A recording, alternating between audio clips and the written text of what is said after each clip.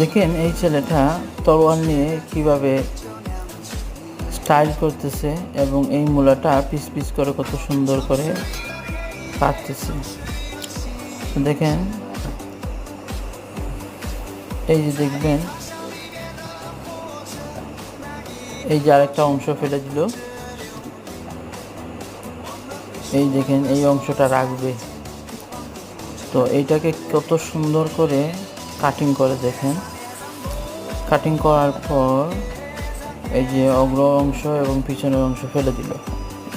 এই যে দেখেন কত সুন্দর করে একটা ফুল বানিয়ে নিল, একটা চেইনের মতন।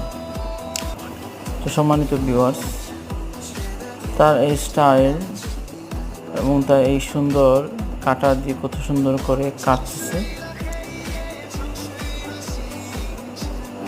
আমার কাছে অনেক ভালো লেগেছে। আপনার কাছে কেমন লাগলো